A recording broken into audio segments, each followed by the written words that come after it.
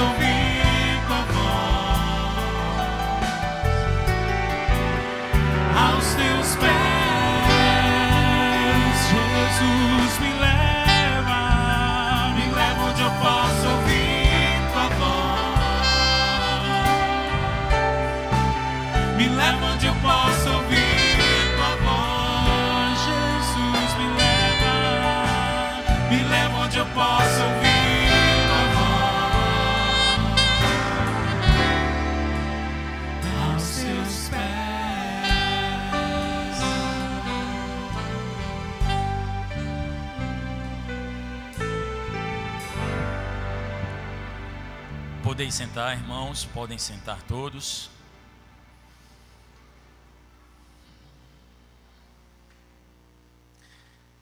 Nesta noite eu tenho uma palavra sobre gratidão. Sobre gratidão. Amanhã nós estamos comemorando o Dia Nacional de Ações de Graças. Nos Estados Unidos e aqui também. Inclusive, o Dia Nacional de Ações de Graças é previsto legalmente. Embora não seja feriado, embora ele não tenha aqui, entre nós brasileiros,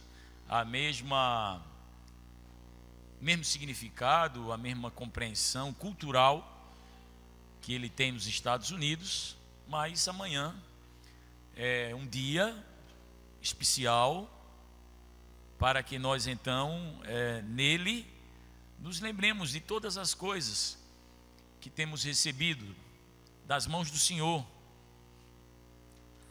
Nós não alcançamos nada sozinhos. Nós repetimos neste altar, em relação aos nossos recursos, que tudo vem de Ti, Senhor, e do que é Teu tu damos. Mas não só em se tratando de recursos financeiros, nós temos esse reconhecimento. Nós temos um reconhecimento amplo em todas as coisas, os cristãos devem ter, de que tudo que recebemos das mãos do Senhor. E então eu acho que é um dia, um momento oportuno também, para que nós façamos uma reflexão do seguinte teor, aqui nesta noite. Eu tenho um coração grato, você tem um coração grato. Eu colhi a melhor de todas as definições de gratidão, eu obtive de um filósofo que viveu 400 anos antes de Cristo. O nome dele é Antístenes. Não é uma boa ideia para colocar no nome do menino. Não é. Inclusive, recentemente, uma pessoa mais próxima a mim me convidou para celebrar um casamento de uma outra pessoa. Eu disse, como é o nome do casal? Aí ela disse o nome do rapaz, complicado. Aí eu disse, o nome da moça era complicado também. Aí ela me disse, não são complicados os nomes deles? Eu disse, são com nomes complicados. Aí ela disse, por isso eu já acertei com eles que quem vai botar o nome das crianças sou eu. Ela disse. Então esse Antístenes não é um nome fácil, não é um nome para se botar em ninguém. Mas eu colhi dele aquilo que eu acho ser a melhor definição de gratidão. Diz assim, disse ele, gratidão é a memória do coração. Gratidão é a memória do coração. Ela é muito simples, mas é também muito genial, essa definição, porque ela implicitamente nos diz que a memória da gente, ela pode produzir coisa boa ou coisa ruim. E ela nos propõe ainda a seguinte pergunta: qual é a memória que eu revelo através da minha vida? Qual é a memória que eu revelo através da minha vida? Qual é a memória que você revela através da sua vida? Baixe sua cabeça mais uma vez, vamos de novo orar ao Senhor. Pai, nós estamos aqui agora como filhos teus. Tu sabes os nossos corações, conheces, sondas, e nós dizemos agora aqui, Pai, solenemente, diante da tua majestosa, poderosa, soberana, mas sobretudo amorosa presença. O Senhor está aqui. Nós dizemos ao Senhor, como disse Samuel, fala, Senhor, que nós queremos ouvir a tua voz. Em nome de Jesus. Amém. Olha, vou compartilhar com vocês uma coisa muito pessoal, que até hoje eu não compartilhei nem com a minha mulher, nem com os meus filhos. Eu não tive tempo disso. Eu, quando estava dando os últimos retoques nesta mensagem, essa questão me veio à cabeça e eu disse assim: poxa vida, eu vou dizer na igreja para o povo todo, e nunca disse isso para minha mulher nem para os meus filhos. Se tem uma coisa que me causa muito impacto, é fotografia antiga. A minha mulher guarda um monte. Eu, da minha infância, só tenho uma.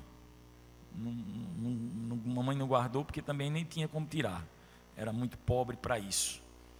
Mas a minha mulher, numa condição diferente, nós como casal, pudemos tirar muitas fotos. E foi o tempo todo tirando fotos. E ainda hoje ela diz: eu vou comprar uma câmera. Eu disse: mas tem celular. Ela diz: não, mas não é a mesma coisa. Câmera é uma coisa, celular é outra. E ela gosta muito de fotos. E nós temos muitas fotos.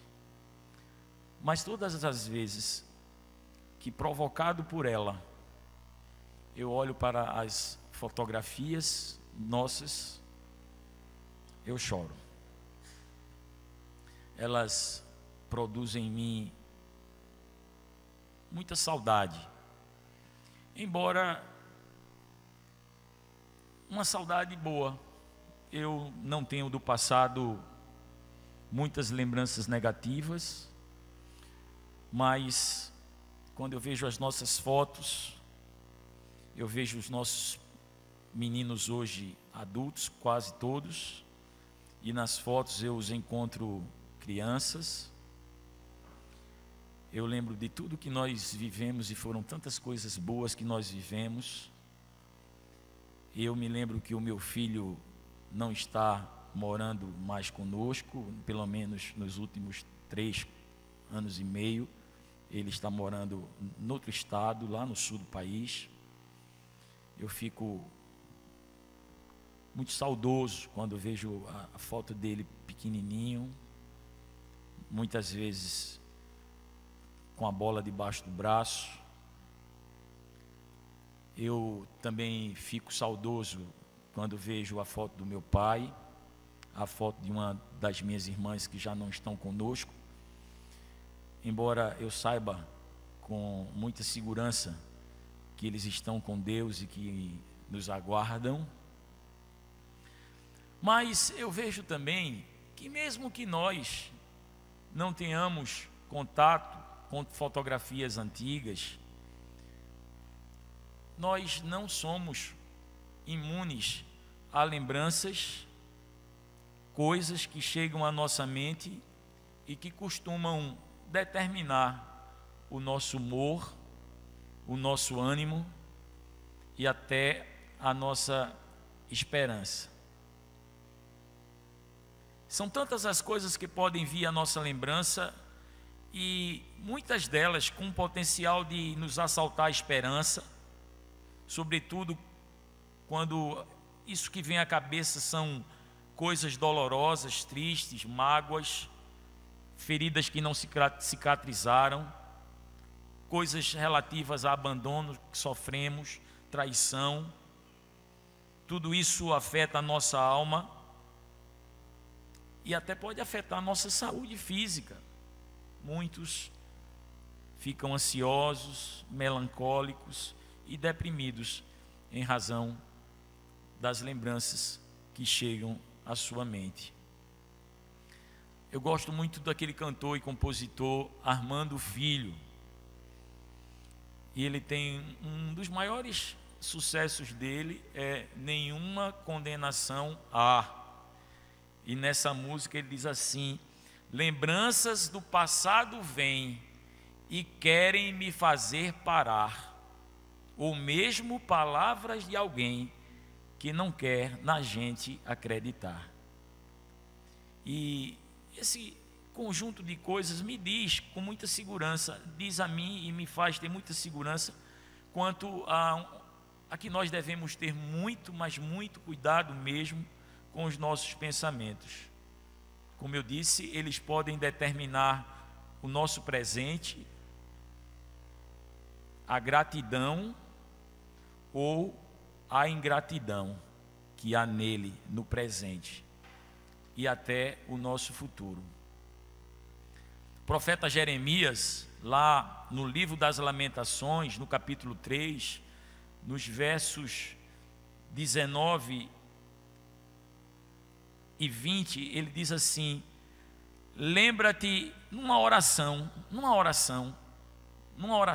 ele diz assim para Deus: lembra-te da minha aflição e do meu pranto, do abismo e do veneno. Minha alma continuamente os recorda e se abate dentro de mim. E é por conta do poder que há nos nossos pensamentos, esse poder que nos afeta, que o apóstolo Paulo escreveu lá na carta aos Filipenses, capítulo 4, 8, uma coisa linda.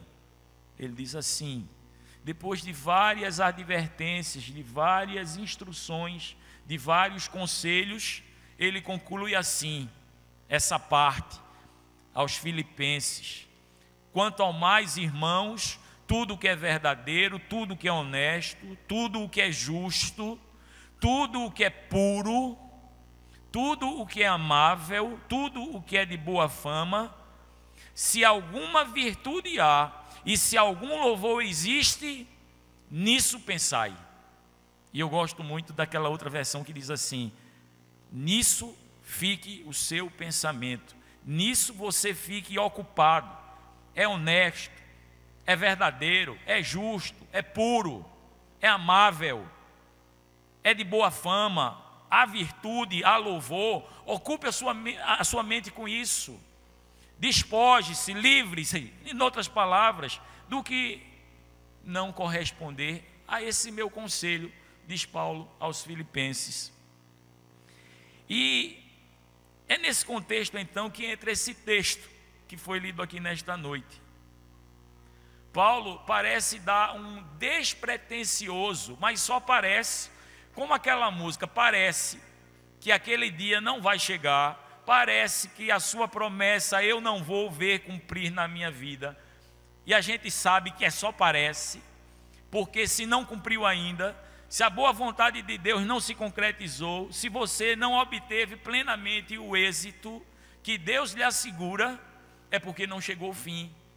E aí a música nos diz, as músicas foram muito inspiradoras.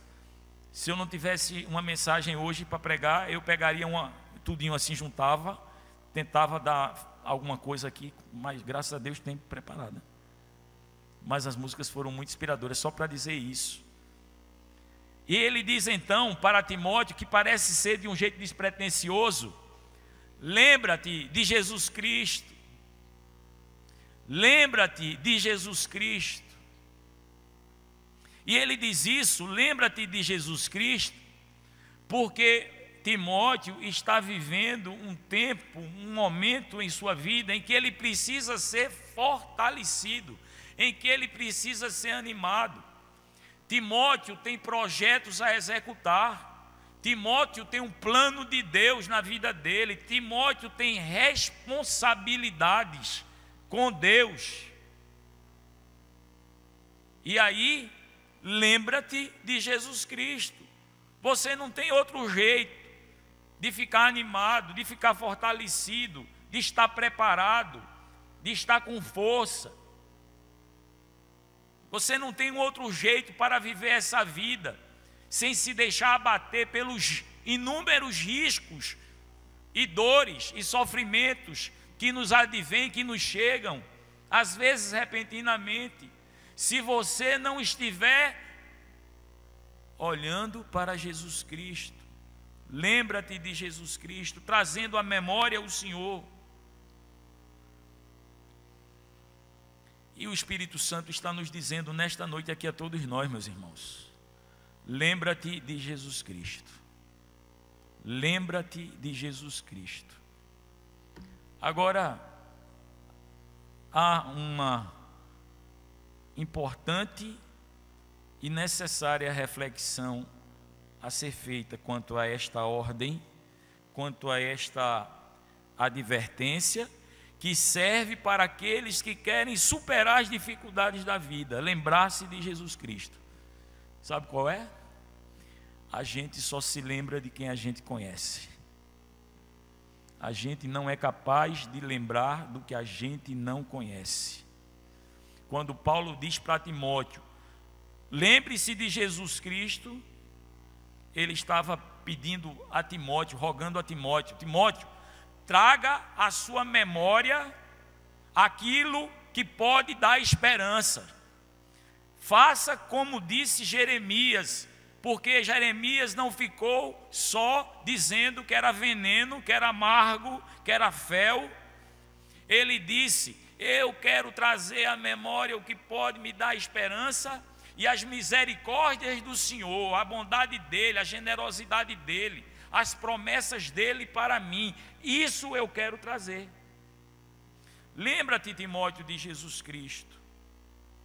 Lembre-se de como ele um dia te encontrou, preencheu o teu coração. Você tinha um vazio que você descobriu que só podia ser preenchido pelo Senhor.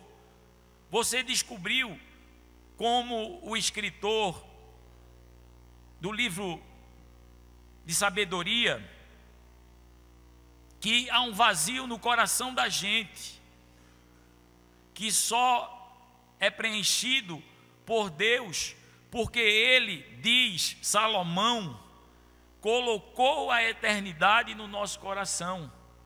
Nós somos carimbados para a eternidade, feitos para a eternidade. E enquanto nós não ocupamos esse lugar de eternidade com o Senhor Jesus Cristo, nós não temos motivo, razão para a gratidão. Paulo poderia estar dizendo também, muito provavelmente estava dizendo para Timóteo, lembre-se de como ele, o Senhor, que você conhece, tem dado forças para você enfrentar as dificuldades. Lembre-se, e essa palavra é também aqui para todos nós, das inúmeras intervenções miraculosas de Deus em seu favor. É para nós, para mim, Marcílio, lembre-se que o sangue dele nos purifica de todo o pecado e produz em nós, para a glória dele e para a nossa perfeição e saúde, a purificação das coisas passadas, de modo que essas coisas que passaram, dor, abandono, sofrimento, traumas, os mais diversos, ficaram todos para trás. Jesus leva com ele. Quando a gente conhece ele, agora é nova criatura, as coisas velhas já passaram. Não há nenhuma condenação para os que estão em Cristo Jesus.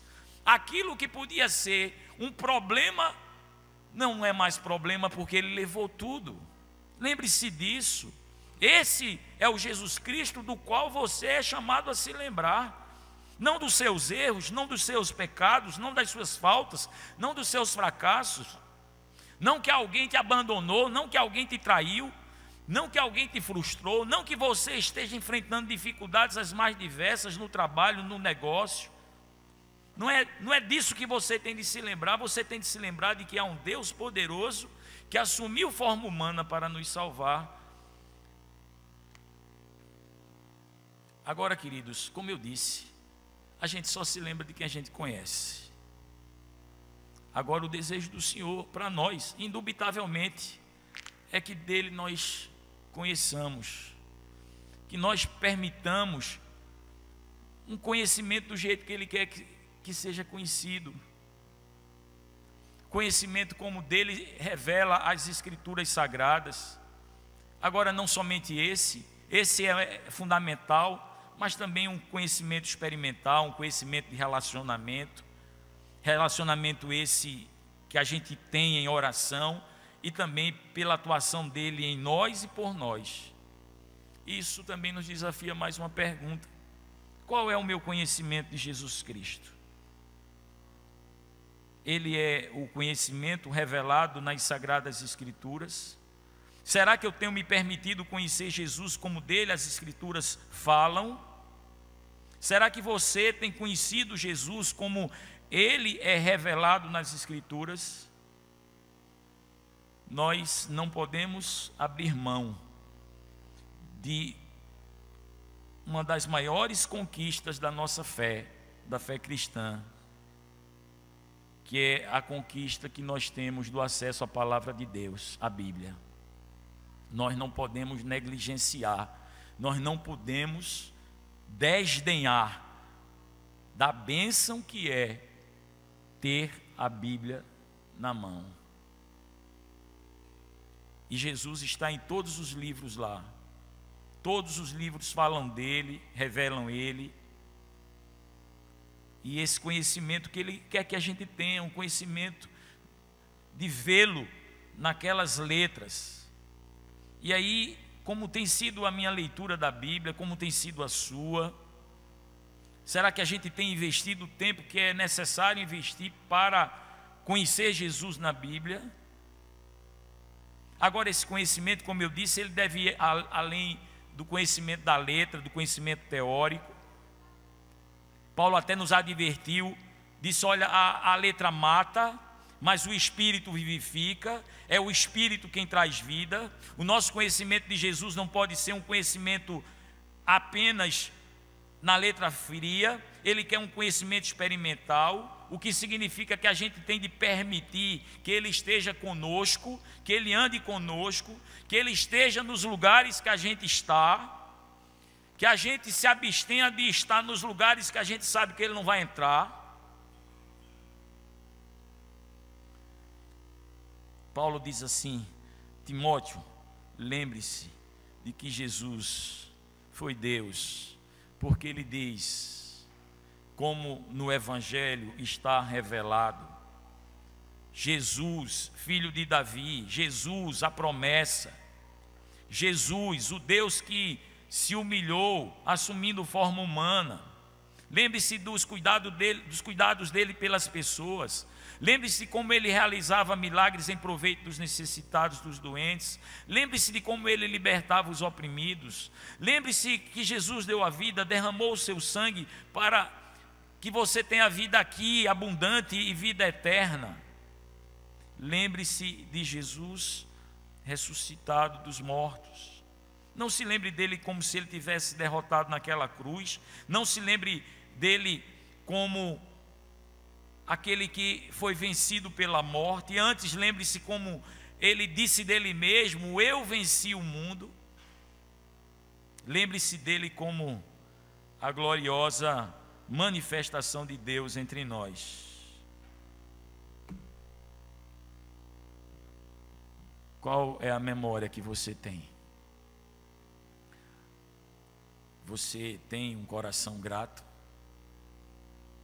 A gratidão é produzida no nosso coração pelo conhecimento, pela memória que a gente tem de Deus, pelo tanto que a gente é capaz de vê-lo em nossas vidas. Porque a gente pode dizer, ele é fiel, mesmo quando somos infiéis. Estou terminando. E eu me lembrei de uma história, quando estava ali. Tomara a Deus que eu diga ela todinha. O pastor contou que na igreja dele, numa igreja muito humilde, tinha uma irmã que toda vez que encontrava com ele, dizia, Jesus é fiel. Essa era a memória do coração dela. Jesus é fiel. E os meses vão passando, ele novo na igreja, e toda vez que encontrava aquela pessoa, ela olhava para o pastor e dizia, já sei. E ela dizia, isso mesmo, Jesus é fiel. E o tempo foi passando e a curiosidade do pastor aumentando. Um dia, ela entrou no gabinete, aí o pastor disse, já sei, Jesus é fiel, mas a irmã tem alguma coisa para me dizer mais que isso, porque não é possível que a irmã só diga que Jesus é fiel. E eu queria que a irmã dissesse porque é que a irmã diz sempre, toda vez que me sauda, é Jesus é fiel. Aí ela disse, eu vou contar, pastor, para o senhor. O senhor tem tempo? Tem, eu vou contar, sente aí. Sabe, pastor, eu sou casada e os médicos disseram que eu não teria um filho. E eu orei muito a Deus para que Deus me desse um filhinho.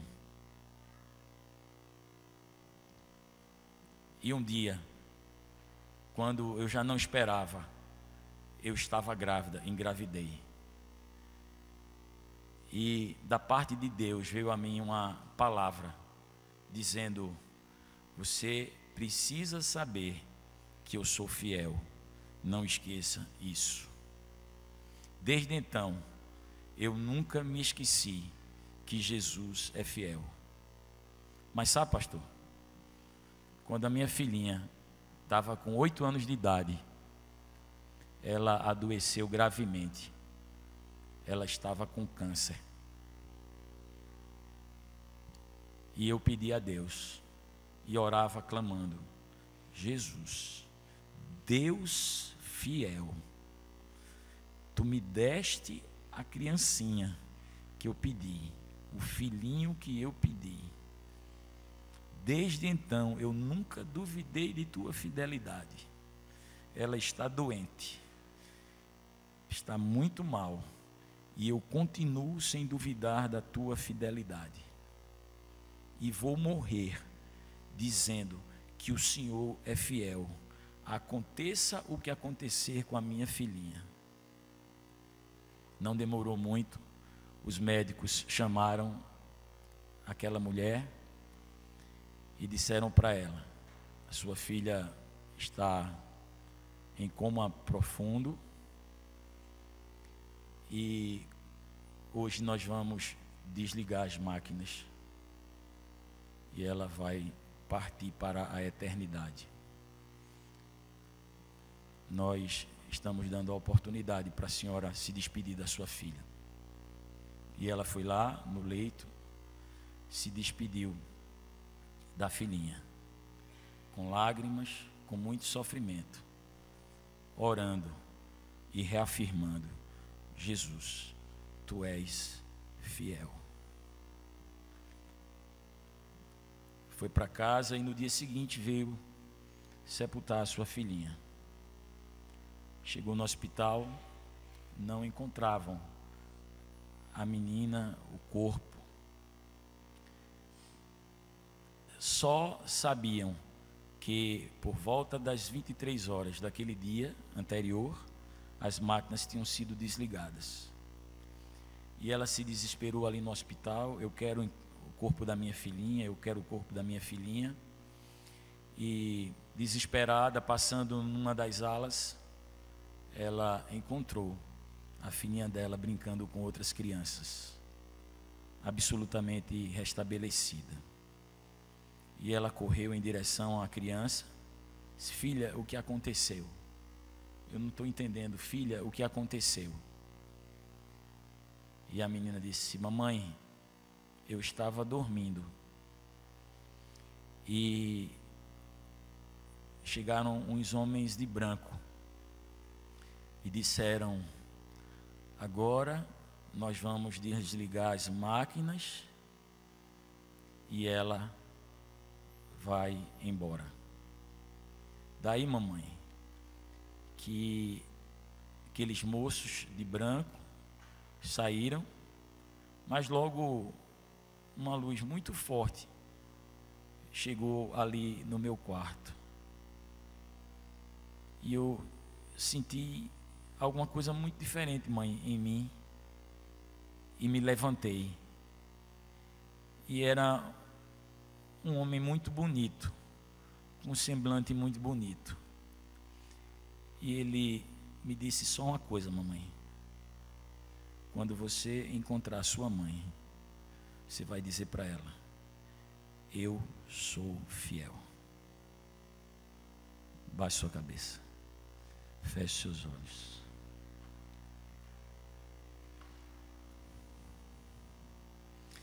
Queridos, nós somos desafiados agora, no momento de oração,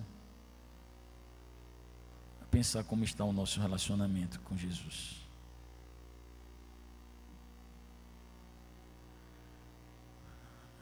Você tem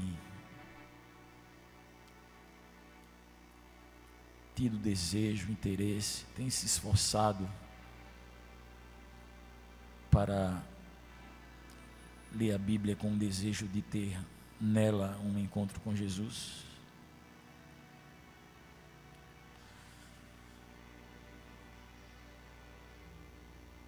Você tem buscado Jesus nos mandamentos dele? Amar a Deus sobre todas as coisas e ao próximo como a si mesmo? Você tem convidado Jesus para caminhar contigo na tua vida, nos mais diversos momentos da caminhada? Jesus frequenta os mesmos lugares que você frequenta? Qual é o Jesus da tua memória? Esse Jesus tem trazido esperança à tua existência?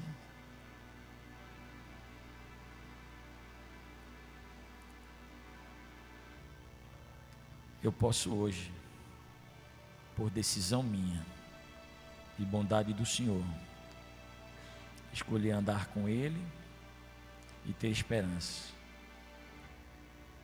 Escolher aprender dEle e me encher de graça e de força para superar todos os desafios da vida. Por isso, eu oro, Pai, Tu amas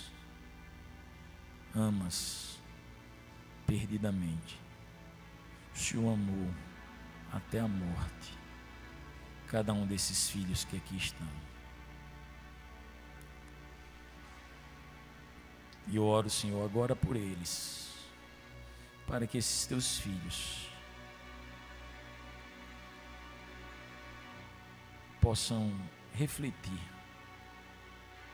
sobre as suas vidas neste momento, sobre o tanto que eles conhecem de Ti, sobre o tanto que eles desejam conhecer-Te verdadeiramente. Pai, que esses Teus filhos queiram sinceramente um conhecimento do Senhor, que os habilitem a vencer, Senhor, os tantos desafios, os grandes, os graves desafios desta vida.